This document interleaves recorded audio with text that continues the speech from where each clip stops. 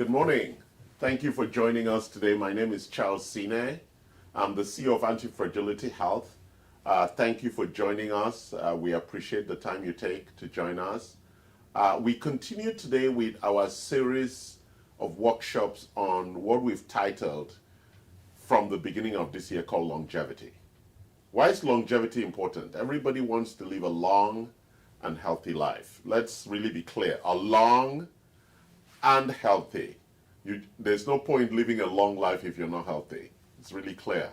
As we grow older, as we all are, the issues of chronic illness shows up in terms of pain, energy, fatigue, and all the other issues that come with aging. But we know that aging does not have to be that way. The research has revealed that it doesn't have to be that way. And that is what this series has focused on, talking about living a long and healthy life. How do we retain that youthfulness that has evaded us as we grow older? So we'll talk about the 8 levers that are within our control to retain that youthfulness so that as we age, we do not also lose our health. So let's look at the first one. We've talked a lot about nutritional biochemistry. Your diet, your calorie restriction, intermittent fasting, and fasting overall are critical aspects of addressing that underlying issue. A lot of us eat bad food because of our culture, because of stress and all the other things, and the fact that we don't cook anymore at home. So most of us are eating bad quality food in restaurants, and that is really part of the challenge with regard to our diet and calorie restrictions. When we used to eat at home, it was a very different architecture that allowed us to have better nutrition. The second one is exercise physiology. There is no excuse to exercise. Most people, they die in their old age from falling, the loss of balance, the loss of strength in the legs, and something breaks and then complications come from there. So exercise is a critical requirement for living a long and healthy life. Daily exercise for about an hour, moderate, what we call maximum aerobic function. That means you must be exercising at the level of your highest heart rate without you losing breath. It's a very important thing to achieve and to ensure you do that every day. There is no option to exercise. You cannot watch TV and imagine you're exercising. You actually have to do it because the muscles need to move to give you strength, stamina, and balance. Sleep physiology. You know, God in his mightiness made sure that we sleep 1/3 of our lives. A critical part of life is sleep. It requires, we're talking about toxicity and detox. Sleep, during sleep is when the body runs its detox processes. It's a critical part of the reset, the repair and regeneration to get you ready for the next day. Sleep is critical in its quality and its length. We talked about that already.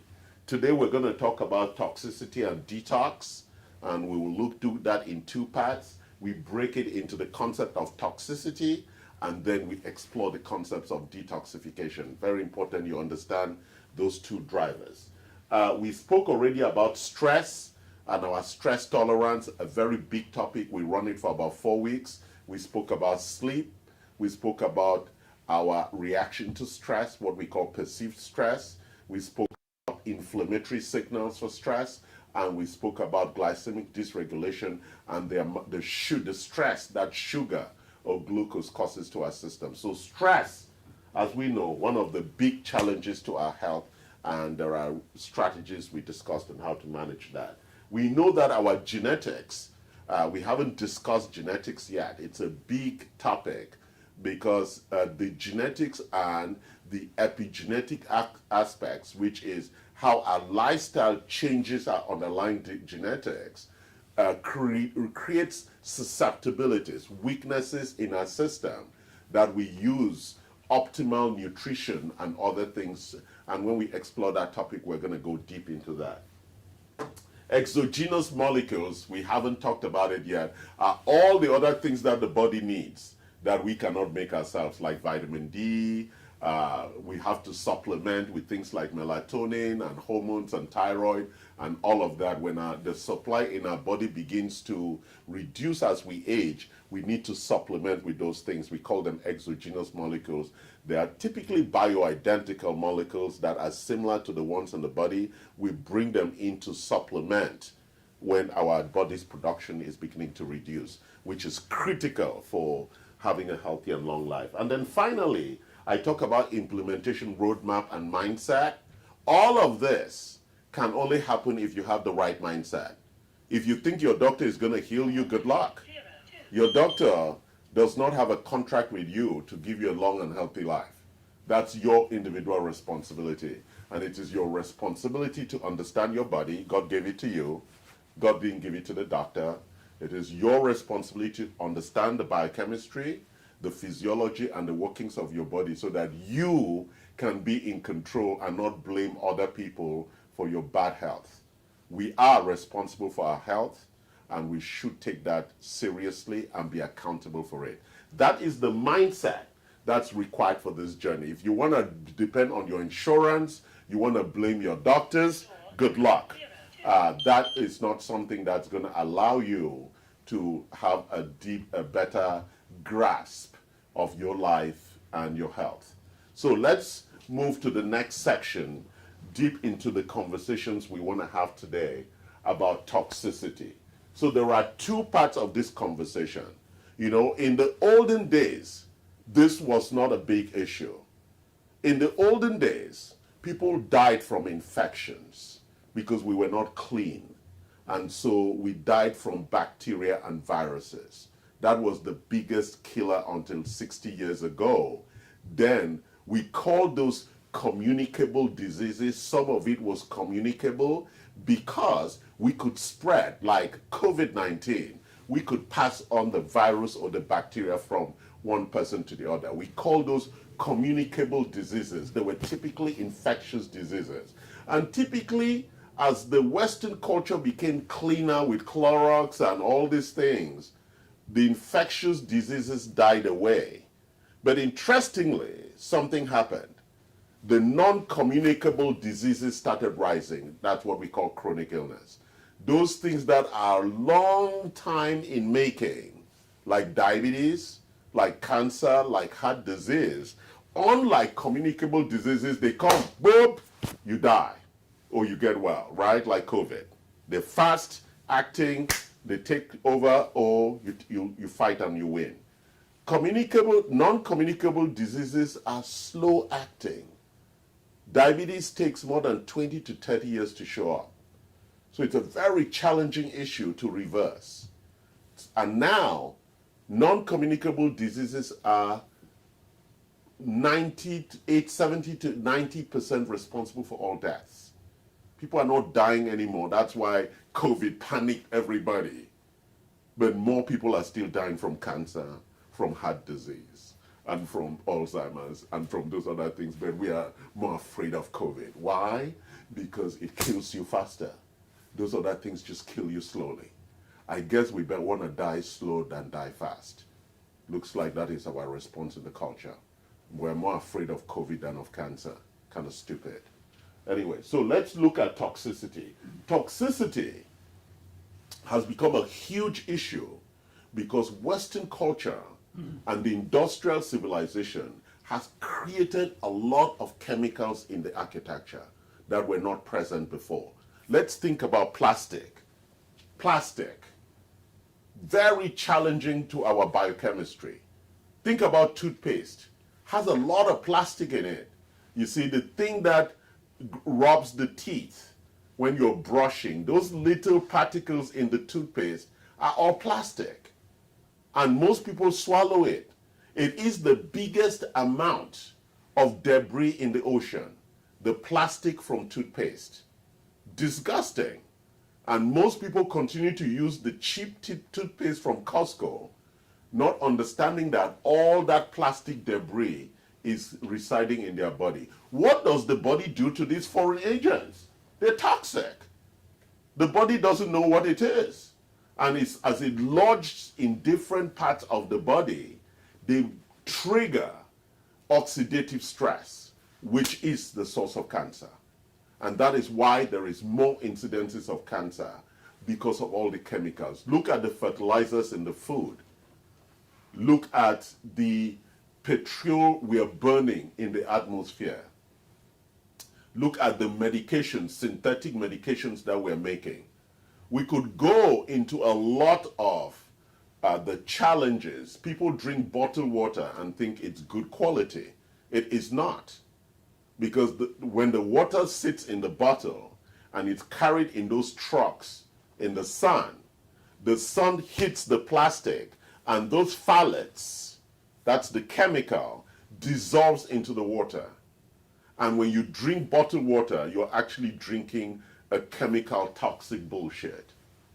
That's what you're drinking. And a lot of people go and buy bottled water thinking they're drinking healthy water.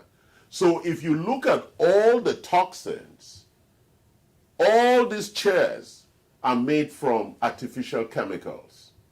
The carpets, they are all artificial synthetic chemicals. And they're all breathing. They're all coming in. That's why in all my offices, you find that we have air filters, because they are filtering out at a particulate level all those chemicals that are being emitted into our environment, so we can reduce that toxic load. So next week, we are going to go into the big topic of detoxification, how you remove it. Today, we are going to talk about toxicity. So the big question is that only in functional medicine and integrated medicine that we talk about toxicity. Mainstream doctors don't understand it, and they don't care. So you go to your doctor and they say you're fine. But what they have not done, they have not run a toxicity report. So we run a toxicity report because we know that these heavy metals are very, very dangerous. We know that even the minerals that we are supposed to have need to be in a certain balance. If you have too much of copper, that is a problem. If you have too much of zinc, that is a problem. Even though it's good for you, it is dangerous when it is too much.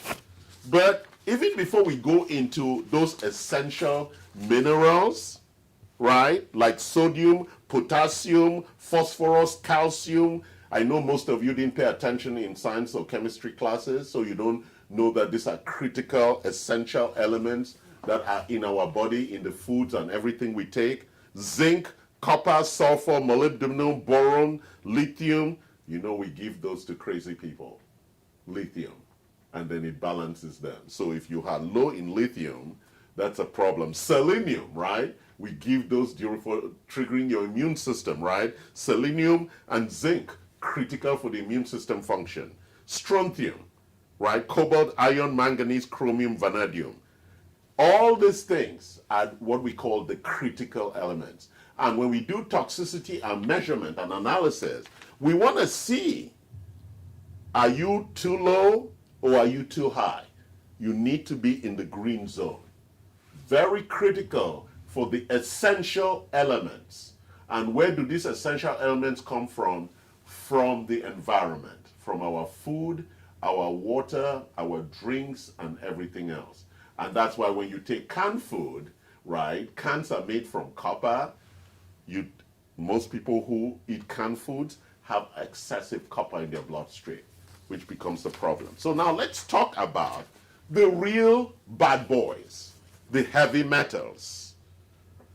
The heavy metals are, when they reside inside your body, they cause significant oxidative stress. Why? Heavy metals have a half-life. They are radioactive. What does that mean? That means that they emit electrons over time as they decay. They have a half-life. They are radioactive, right? And so that is a challenge in that in the environment, when we take those heavy metals, it becomes a big problem. So let's walk through the toxic metals. And see the difference in the measurement. We want you to be low on them. So the green is here. The difference between this graph and this graph, it's very important we understand the difference, is that you need to be in the middle to be green. You cannot be low and you cannot be high. Here, you have to be low because these are the toxic metals. Let's read them. Aluminium. We use a lot of aluminium pans and pots. And the aluminium seeps into them. We use aluminium cans for storing canned foods. And the aluminium seeps into the food. So when we come to measure, we have antimony, we have arsenic. Everybody knows arsenic. That's what those queens in the old days used to kill their king husbands. Just put it a little bit in the food, and over time he gets sick and he dies, right? That you see it in all the movies. Barium, beryllium, bismuth, cadmium, cesium, especially if you eat vegetables from the central region of California where they do fracking. As we go under the earth and that dust is brought up, that dust comes with a lot of heavy metals. And those heavy metals settle on the vegetables. So when you say my broccoli, I eat broccoli and kale. Most of those people, when you test them, very high on cadmium and cesium, which are very dangerous. So if you look at this person's report, very high on thallium, a very radioactive metal. Those are significant triggers for what we call initially oxidative stress, because each cell and mitochondria has a frequency of vibration. When you bring in a heavy metal and it sits in there with its own half-life, it changes that vibrational energy, and that is what causes oxidative stress from toxicity, which is what then misleads the pathway of that cell to become cancerous. It's really, really important that you understand the measurement. If you don't know the measurement, we don't know the levels of toxicity inside of you. And it goes on into thallium, thorium, tin, tungsten, uranium. We all know uranium as the nuclear agent that is used. So the measurements, we use doctors' data, and typically, how are we measuring toxicity?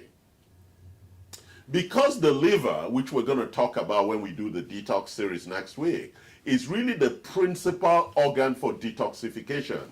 As it struggles with the toxic load, it expresses that through urine. So we take your urine and sometimes we give you DMSA to force the expression of these toxins, and we measure in the urine how much is being expressed. And that is how, by measure, we get a sense of the toxic load. Is that a precise measure? No, it is not. But it gives us a sense of actually what's going on. And sometimes we give you the DMSA, which supports the kidney and the liver to express more of this so that we can actually understand what that toxic load is. Why is this necessary? Everybody has a different toxic load and a different tolerance. And toxicity is a principal and critical component for chronic illness. It is one of the most crucial contributors to chronic illness, especially autism, Alzheimer's, and the cancers. I'll talk about the impacts there later on. So measurement is the first step. What is my toxic load? It's an important measurement for us to all understand. What is my toxic load? Before we go to the second question, which we'll address next week, of detoxification.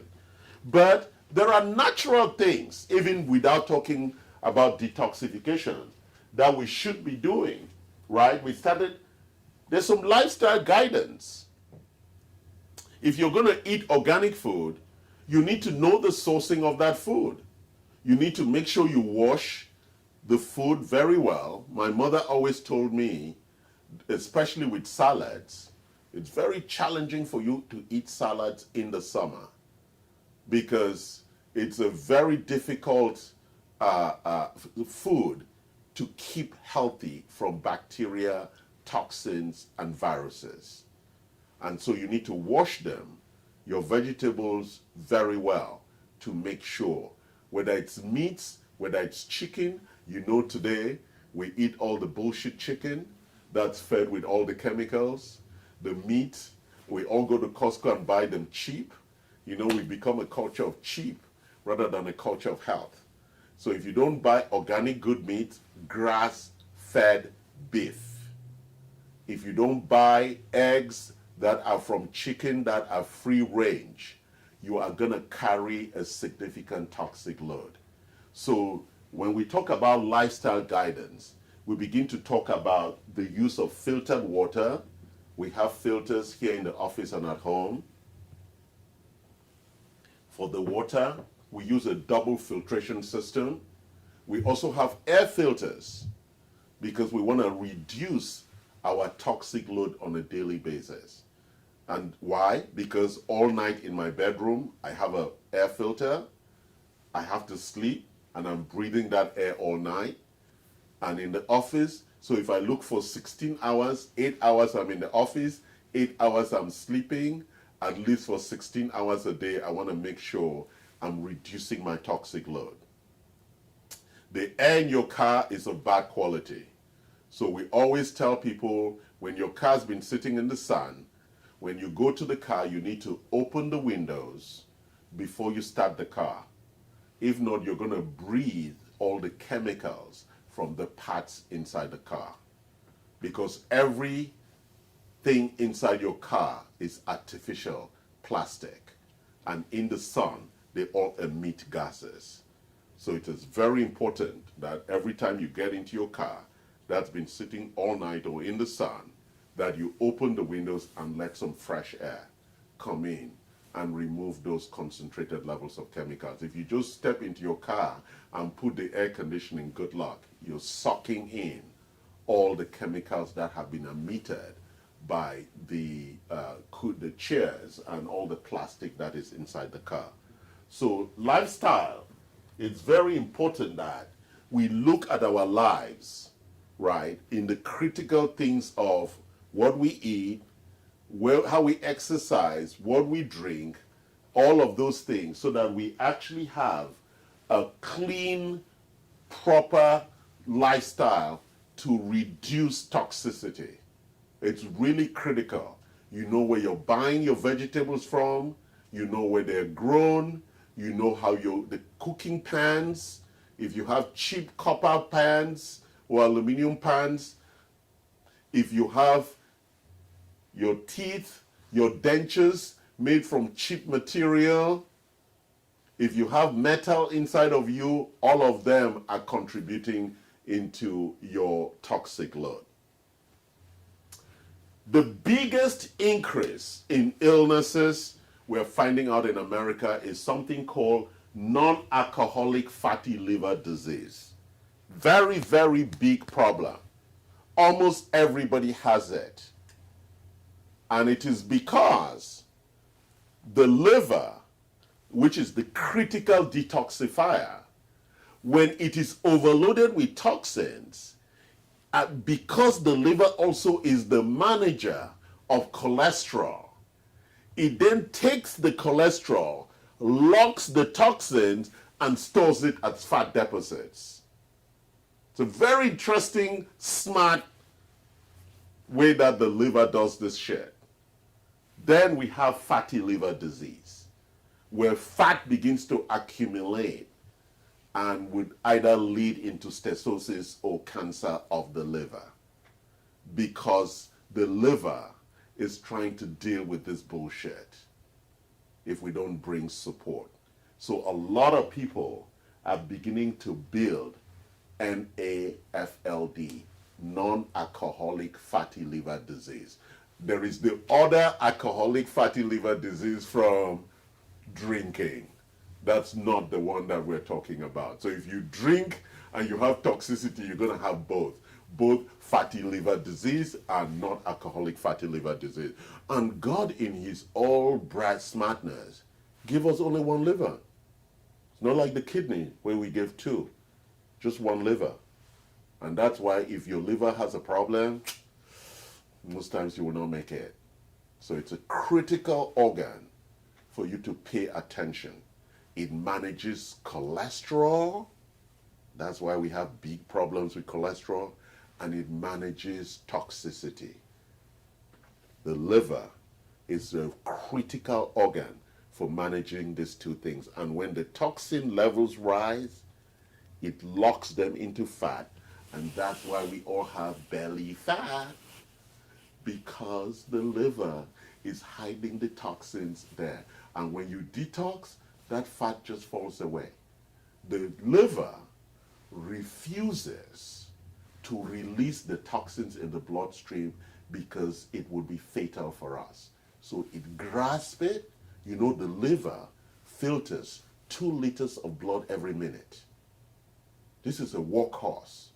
It's filtering all the bullshit out of our bloodstream and saying, what do I do with this load? Let's lock it into cholesterol and store it.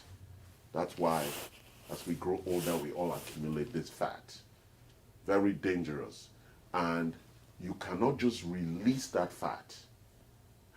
And sometimes the liver will refuse to release the fat. You see, that's why people say, oh, I'm going on a diet. Bullshit. That's why you put the weight back on. Because if you do not reduce your toxic load, the body is not going to let the fat go. Even if it lets it go, it's going to bring it back because it needs to manage that toxic load. Because if that toxicity is released in the bloodstream, it's very dangerous for us. It's really important we understand this.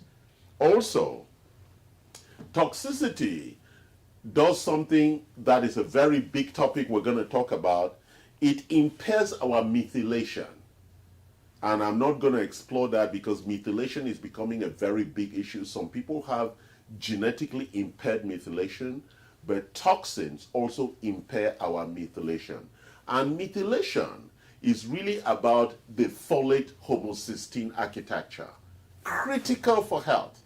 We're not going to go into that. We're going to have a big day when we talk about methylation, B12, homocysteine, and that whole the folic acid cycle, and really understand that most people actually have high homocysteine levels, very dangerous.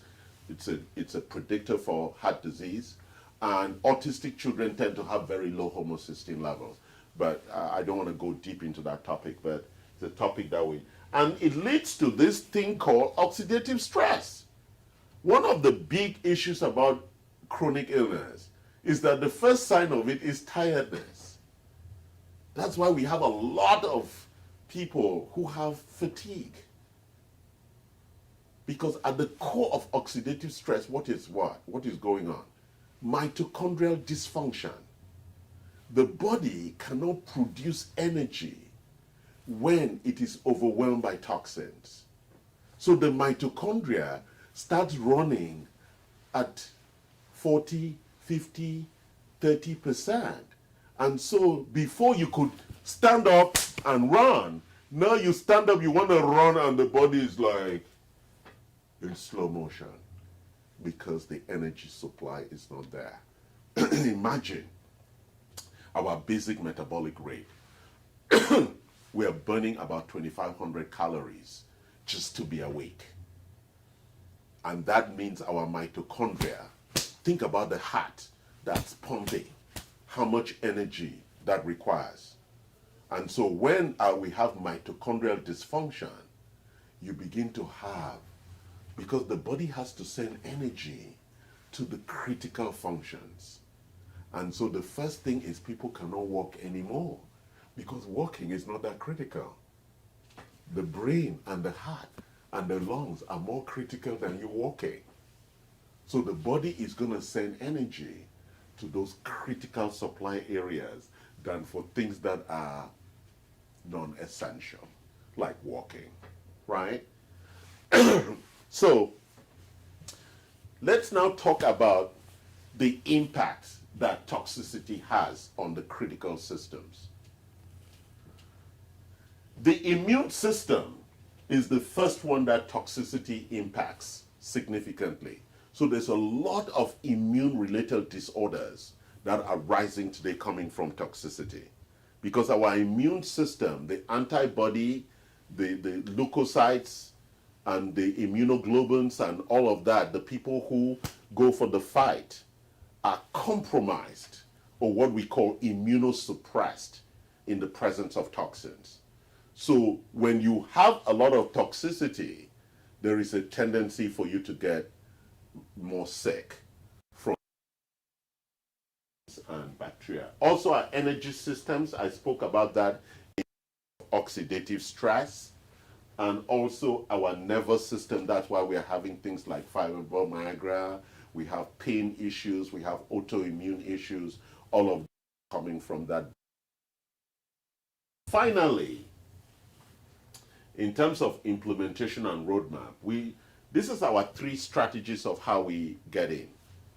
It's important that we have prevention strategies, and we talk about it in terms of lifestyle guidance, in terms of diet, in terms of hygiene, in terms of the different things that we do to reduce the toxic load. Reversal, we're going to talk about detox next week. I've brought some detox things here for you to see as examples. We have the Eniva formula, which is a 7-day program. And then we have the, this is the 10-day program.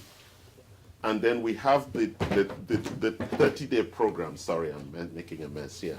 We have the 30-day program, the Quicksilver, which is the liposomal pack. I actually did this detox. So we have different detox options. We also then have Broco Protect, which is like a really important thing for the liver. For if you have non-alcoholic fatty liver disease, you want to take 4 of this a day for a month to clean your liver, and it helps with the detox. And then every day you take 2. So I take 2 of Broco Protect every day. It's enhanced with myrosinase to optimize bioavailability of the nutrients that support the liver detoxification. So the Broco Protect, and we have a lot of other things here that would support that. Optimization, we have chelation therapies that would allow you to really precipitate slowly with increased bioavailability of all the toxins inside your body and get you to a very good place. So we're joined today, as usual, my very good friend, Jose Cruz. Jose, thank you again for joining us, Jose. Well, I know you love my workshops, Jose. it is very informational, and I have to digest all these things. I know, right? In 30 minutes, but going through your workshop, the whole thing beginning to be clear. Yes. I appreciate your livers, number 1, number 2, and I'm on number 3 right now. Okay, We're good. working on that. Slowly. Yes. But you know, the thing that is interesting, Jose, is that God created a very complex architecture for us to manage. It is very complex. But we outsourced it to doctors. And now I'm trying to let you take control back, because it is your health. It is saying, as those guru says, these things are coming from within. Yes, exactly. You have to listen to your body. Yes, and you're the only one who can listen to your body, right? You're the only one who can hear. Thank you, exactly.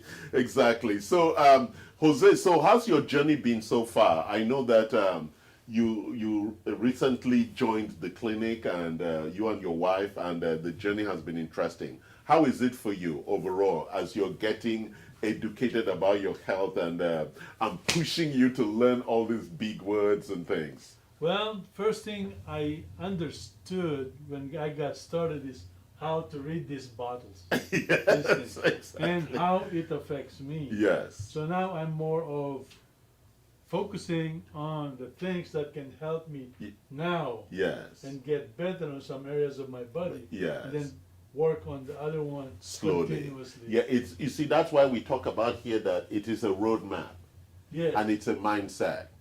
Because I don't want you to just take supplements. Without knowing what it is. Yes, I want you to know why you're taking it, what it is doing, so you can feel, and as it's improving, there is a longer term commitment. Yes. We're not just selling supplements. I'm not really interested in just selling supplements. I'm interested in selling you a lifestyle, a mindset to transform your lifestyle. I think that is appreciated. Thank you. And that is a thing like, this is not economics. This is health. A critical requirement for life. It is. And understand how we're living, how we conduct our lives. And then the little changes we can make daily. Yes. Right? It's little changes. I am very specific about that. Because even to start exercising requires little changes. You have to find out when is the best time to exercise. When do I have the time? Where am I going to exercise? How am I going to dress to exercise? Do you understand? You don't want to go too far and then you can't come back. Right? Yes. Well, exercise is one thing, but making it a practice daily helps a lot. You see that? Small steps. Exactly. Yes. No big steps. And I mean, I play tennis almost every day, but it's taken me over 15, 20 years to get to the point where I can play tennis every day. Right? they said healthy body, healthy mind. Right? Correct. Thank you. Yes. And I believe that. And you can memorize all those practices and exercise if your mind is good. Correct. And then slowly, you're going to get to number 8, right? Well, it may take some time. Yes. No, I appreciate that. I am now in my stage of health I accumulated in the years past. And I'm trying to fix it, not quickly, but You cannot even fix it quickly. no, Yes. there's no way. It's an accumulation of a lifetime of some habits that you might have thought were good habits. Yes. But now you have to say, okay, perhaps they worked when I was 20, 30, but they don't work when I'm 60. Yeah. Right? So I need to start changing. Because there's a saying in Buddhism that the amount of food you eat when you're 20, you should eat half of that when you're 40. The amount of food you eat when you're 40, you should eat half of that when you're 60. The amount of food you eat when you're 60, you should eat half of that when you're 80. And that's the caloric restriction. Even the Buddhists already knew that. Because it's a cycle of life. And Yes, and exactly. the body will tell you how much it needs. Correct, exactly. Well, thank you, Jose. Oh, you're As welcome. usual, thank you for joining us. I appreciate your friendship and the fact that we're working in this journey together. I appreciate your wife and we need community in this journey because it's a challenging journey. It is not easy for anyone. I don't want to live with an image or message that the knowledge, the action, and the habits are easy. They're not. It's not. It has to be structured. Like you said, an architectural process. in Correct. the body. Exactly, yes. God gave us a very complex architecture, and it is our job to understand it through knowledge, for us to take action, and as we repeat those actions, we'll build the right habits. And that is what it is about. Thank you, Jose. Thank you, Mike. Thank you. Thank you, all of you, for joining us today, and I hope you enjoy this workshop. Send us your feedback, your comments, and your questions so that we can continue to improve the messaging and the structure and the delivery of this. For those of you who make a lot of contributions already publicly and privately, I deeply appreciate. I customize the workshop based on that feedback, and I hope that you continue to participate and let's improve this together. Thank you for joining, and have a wonderful weekend.